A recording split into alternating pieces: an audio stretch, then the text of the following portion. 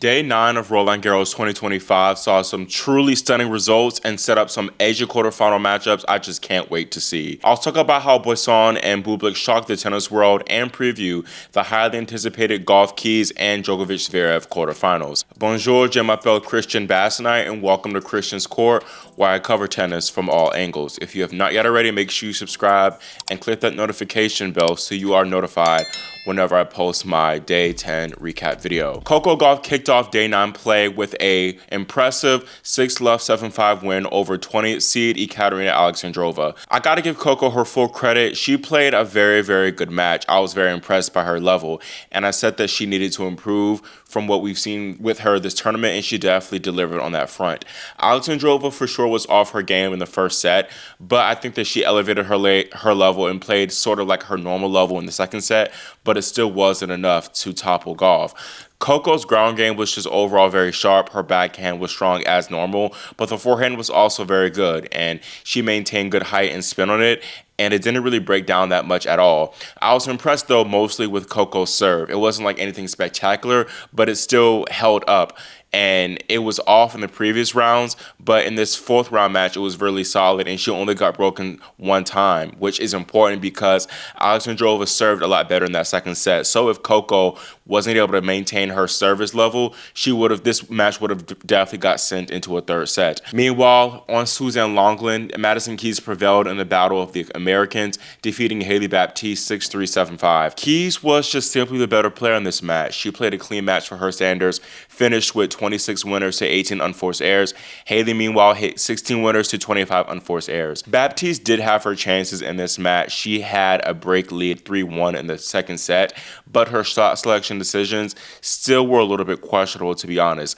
Madison's experience at this level, I think, was too much, and that's ultimately what carried her through, as she was just more primed for the occasion, and ultimately she has the better shot making capabilities within her. Definitely, though, a run to be proud of for Baptiste. Confidence building for sure, and that she made her maiden slam second week, and I think she has the talent in the game to go further and make a quarterfinal or even a semifinal or beyond in her career if she continues to build on aspects of her game and become overall more consistent player and kind of hone in on her strengths and the many tools in her arsenal. She is on the cusp of cracking the top 50. She sits at 58 in the WTA live rankings, and I think that she can do big things on grass too. I think her game translates well to all surfaces, and I said this years ago, but she reminds me a lot of Ons Jabeur in that she can win points in many different ways. And even aside from grass, I'm looking for her to scout more big names for the U.S. hard court season in the summertime. Looking ahead to this Gauff-Keys matchup, this is of course what we all wanted when the draw came out. Keys leads the head-to-head 3-2, and she won their last meeting, the Madrid 2024 round of 16. That was their only meeting on clay, and Keys won that by a score of 7-6, 4-6, 6-4. I've seen that a lot of people are favoring Keys in this matchup. They view her as the favorite, and I think that they might be putting a little bit too much stock into that Madrid result. Yes, it is clay, but Madrid, and the conditions there are faster and they suit bigger ball strikers like a Keys. Looking back at that Madrid match, Coco really held her own from the ground, and Keys wasn't really overpowering her. And back at that specific time period, she was really in her hit hard and heavy bag. She was really going after her shots, and she was playing well from the ground. And I believe that Coco really should have won this, or at least could have won this match in straight sets, as she led Maddie 5-2 in the opening set, which she ultimately lost. Gauff's serve, though, was a major issue for her, and it was her Achilles heel. She double faulted 13 times in this match, but aside from that, I feel like she was the better player. Keys' forehand and her serve are going to be her two main assets in this match.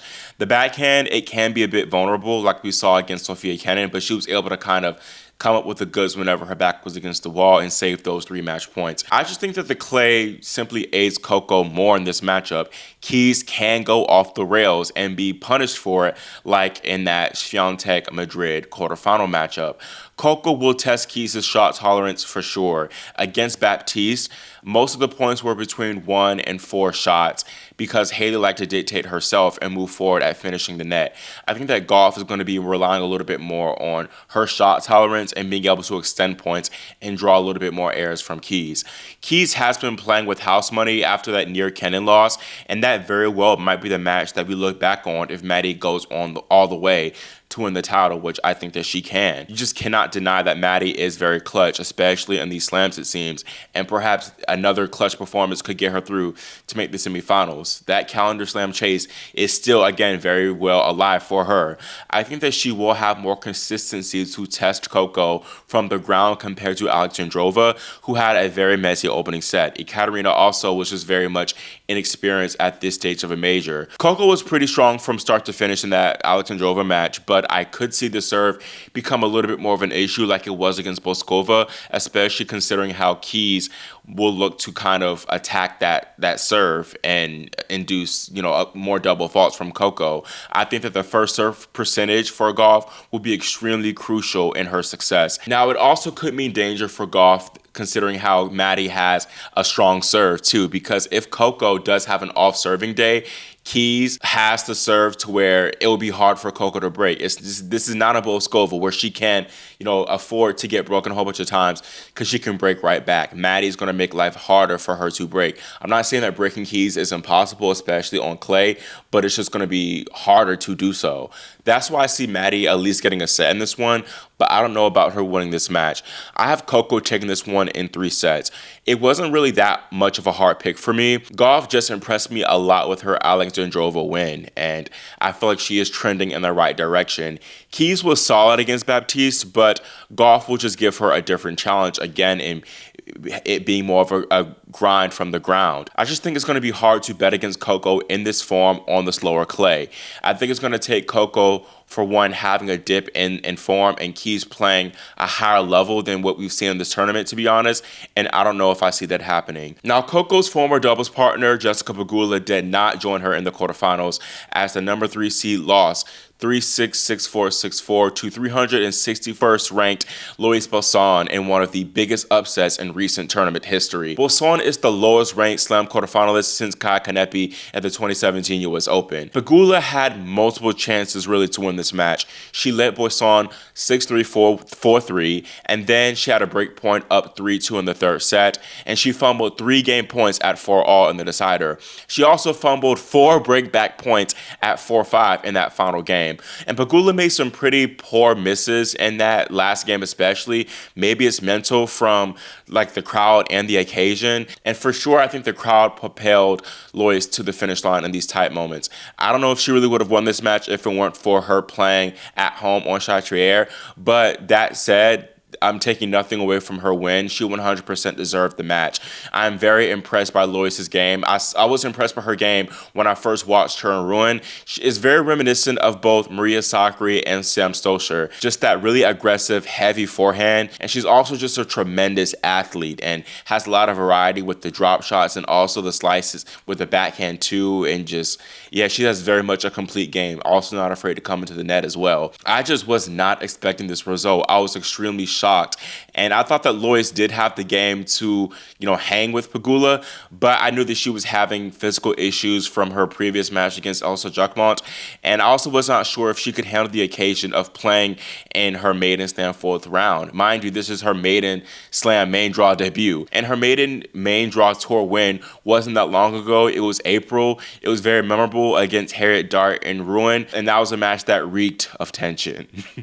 It was just This is a great story, though, Lois having this moment, because she was supposed to make her Roland Garros debut last year, but she unfortunately tore her ACL, so she's making the most of her second chance. And now here she is, the lowest ranked Roland Garros quarterfinalist in 40 years. Boisson now plays Mira Andreeva in the quarterfinals, who defeated her good friend Daria Kasatkina 6-3, 7-5. Boisson, I feel like, would be a bigger underdog here against Andreeva than she was against Pegula. I think that Mira is a much better red clay player than Pegula is, and I think that she'll be better able to deal with Boisson's game, to be honest, but you never know. Also, the crowd, though, could be big if Lois keeps this match close. She has to keep it close with the scoreline and maintain good scoreboard pressure to keep the crowd involved, because while Mira has gotten mentally tougher, she could very well go off the rails, and she has never experienced something that she will face in the quarterfinals against Boisson. The full French crowd, like they haven't had like a French woman do this well and make the quarterfinals since 2017. They're going to be really, really rowdy in this match. Now, the men's side had its own shocker on day 9 as world number 62 Alexander Bublik ousted 5th seed Jack Draper 5-7, 6-3, 6-2, 6-4 to reach his maiden slam quarterfinal. This was, again, a complete shock to me. I really had that center Draper quarterfinal penciled in my opinion. Bublik, he did well to earn that 2-0 comeback win over 9th seed Alex de Minaur in the second round, but I thought that Jack would just be too much for him, especially after that round 3 demolition of Joao Fonseca. Bublik does have a very unpredictable game, though, and he was drop-shotting the Brit from the very first point, and he successfully caught him off guard the entire match with just tricky shots.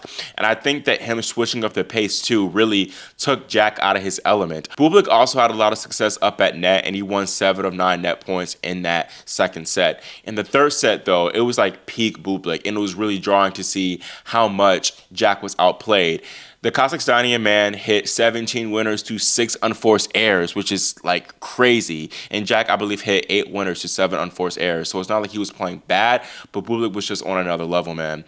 The final game of the match at 5-4 in the fourth set was just pure drama. Bublik felt the nerves of closing out the biggest win of his career, but Jack did too. He had opportunities to get back into this match. He held 4 break points total in this final game. The first 2 he fumbled badly with 2 really poor missed forehands, especially that second forehand he totally shanked, which is common for Jack, and that tends to happen whenever he is nervous. The other 2 break points that Jack had, it was an ace from Bublik, and then Bublik ended the point with a volley winner, I believe, so nothing else he could do. He should have taken advantage of those first 2 break points, simple as that. Of course, the scenes of Bublik falling on the ground like he really won the tournament and him getting emotional and crying, like, that's beautiful to see, man. That's just, you don't really ever see him like that. He's always like, has such an edgy personality, so it really showed just how much the win meant to him. And he said on court, he said, you know, sometimes in life, there is only one chance, and I had a feeling like that was mine. I couldn't let it slip, so standing here, this is the best moment of my life, period. So, yeah. That's awesome. I feel like not only was that the best moment of his life, but for sure that was the match of his life. And it's just what a build up to this moment, because he had the reputation of really not liking and enjoying the clay.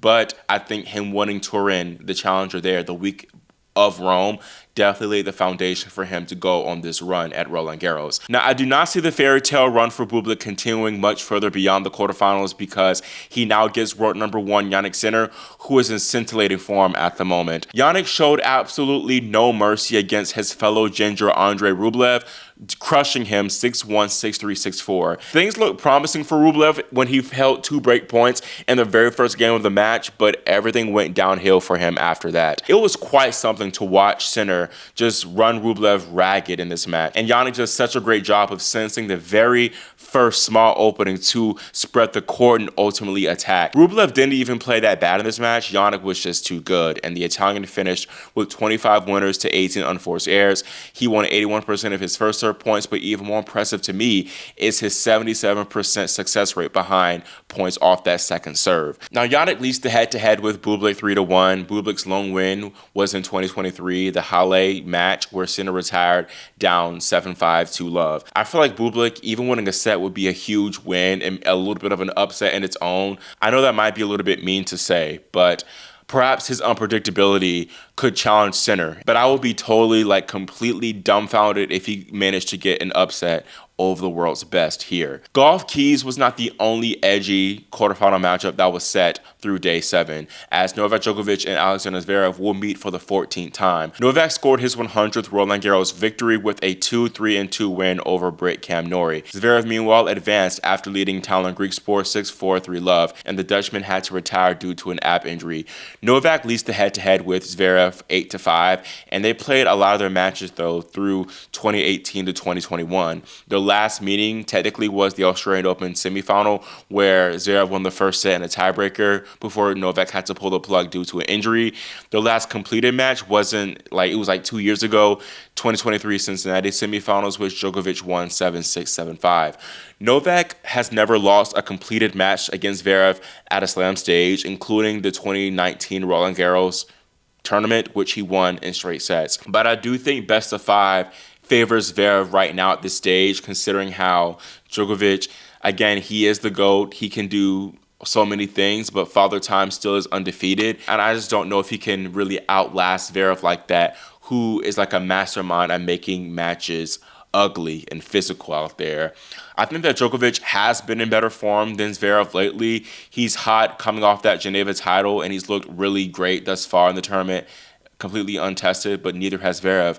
I think that Novak might have to win this match in 4 sets if he wants a chance at beating Sinner in the semifinals and going all the way. I do think that ultimately it will go the distance, but I have Novak taking this one in 5 sets. By the time this video comes out, it'll already be like 5 a.m. and players are playing, but I'm going to go over the day 10 order of play anyways. Opening play is Sabalenka Zhang, followed by another women's quarterfinal, Svitolina Swiatek. Sidebar, I think that's kind of messed up that they're putting both the women's matches first on, like trying to get it out the way. It seems like they did the same exact thing with the round of 16 today, like getting all the women's matches done. Like all 4 of them were completed before 2 of the men's matches were done, I believe, or before any of the men's matches were done, possibly, I think. So I don't think that's right. But anyways, following Swiatek Svitolina is Mercedes Tiafoe, and then in the night session is Carlos Alcaraz against Tommy Paul. That's all I have for this day 9 recap. Let me know your thoughts on what we saw, the Boisson and Bublik shockers, and give your own predictions for both Gauff, Keys, and Zverev, Djokovic. Again, make sure you subscribe and click the notification bell so you are notified whenever I do post my day 10 recap. Thank you all so much for watching and for your support, and I will see you all next time here on Christian's Court.